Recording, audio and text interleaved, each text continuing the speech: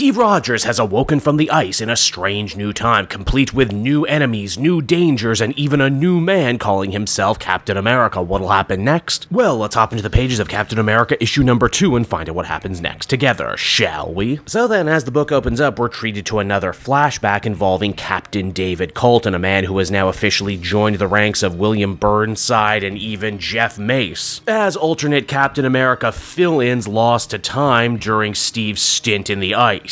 As we join Captain Colton, he's riding high during the early days of Operation Enduring Freedom, and holy crap, with hindsight being 2020, it is hilarious that that's what this was called. Colton is bright-eyed, bushy-tailed, filled with vim, vigor, and enthusiasm, thinking that after a month of non-stop bombing raids and only another month of on-the-ground action, they might actually be doing something to help change hearts and minds out in the field. But it's very obvious that Colton lacks his interpreter has in spades. Of course, I'm talking about historical perspective. As this old Afghani vet lets it be known, things in this part of the world tend to change very quickly. After all, the Soviets thought they had this place conquered before they turned tail and ran, and even before that, it was generations worth of warlords. And again, as we know with the benefit of hindsight, America's actions in Afghanistan didn't really end up amounting to much, did they? And the Taliban would eventually retake everything. Now, back in the 2000s, Captain America Steve Rogers, alongside the new Howling Commandos and Captain Colton, get ready to make landfall in Latveria, where their mission is, well, kind of up for debate. Steve naturally wants to save a bunch of American prisoners trapped behind enemy lines, while Colton and the others are a lot more invested in just a regular old regime change style of mission. You'll also notice that older Captain Colton here is a lot more cynical and nihilistic than he was in his early days in enlistment. In fact, juxtaposing Steve and Colton is kind of the major focus of this issue, especially in all the different ways that war has changed them, right down to even stuff like the costuming. And I gotta say, I actually really like Colton's costume, mainly that it eschews bright blue superhero colors in exchange going for a much more muted, almost mint tank green. Another thing this issue really does is draw a lot of great material out of having Steve still very much not only be a man out of time, but a man out of time with the army. Tactics have changed, technology has changed, and in a way it kinda scares the crap out of Steve. He tries to do regular old pathfinding and tracking once the team are on the ground, but they tell him to stow it because they have satellites doing all the hard work for them now. And yeah, trying to explain to a guy from World War II what a satellite is and how they're always on and always watching all the time, yeah, that goes over about as well as you might expect. Likewise, the revelation that since he was frozen, the American military now has bases all over the world, you know, to watch and be friendly from. I mean, all you hear is glowing stories about how much people love their local American military base. Now, eventually the team finds their way to a clearing where they end up coming under attack by who they assume is Dr. Doom. Now, naturally, if you read a lot of comics, you probably already jumped to the conclusion, as I did, that this is a Doombot. But wait, there's a twist within a twist. Apparently, this Doombot was actually reprogrammed by Marius, the US government's mole and the leader of the local anti-Doom resistance.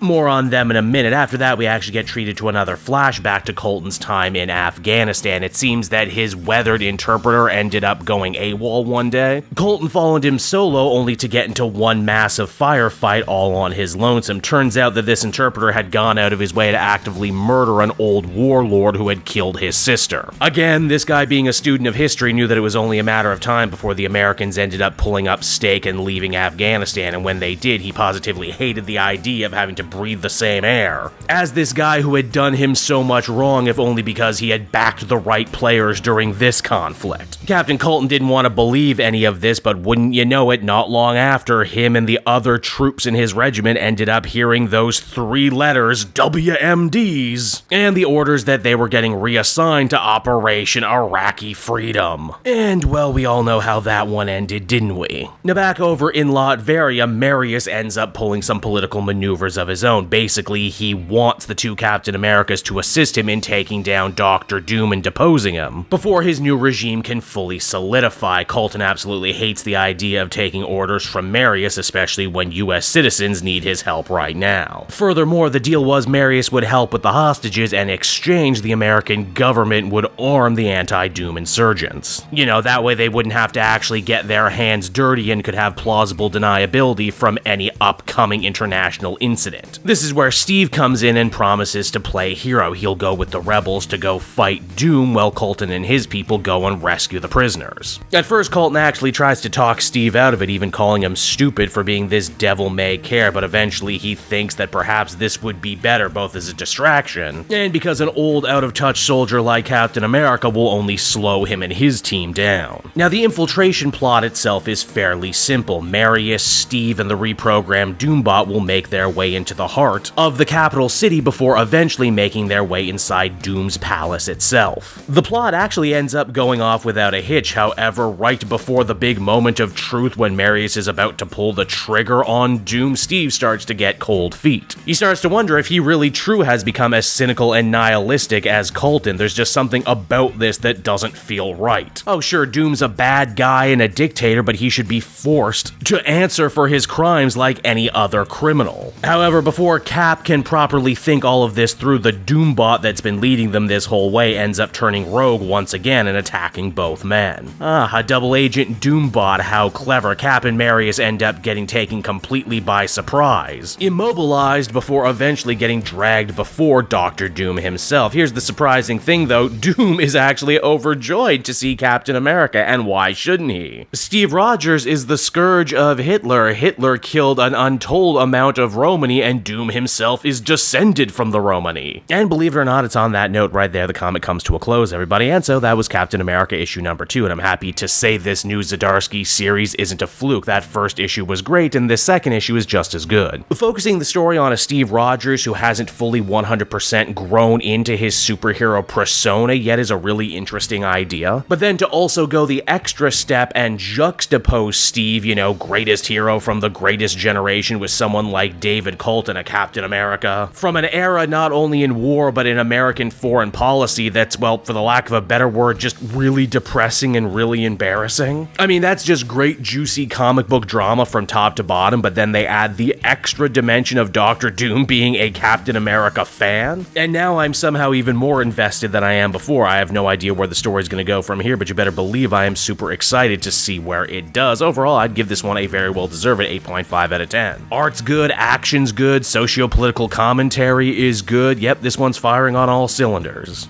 Hey there everyone, it's your old pal Cape Joel again, thanking you so much for watching to the end of the video. I hope you enjoyed it, and if you did, why not check out my Amazon link down in the description. Yes, that's right, the Cape Joel channel officially has its own Amazon storefront now. You can pick up a comic or anything else for that matter, and if you did, you'd really be helping me in the channel. So with that out of the way everyone, I will see you again next time. Bye-bye.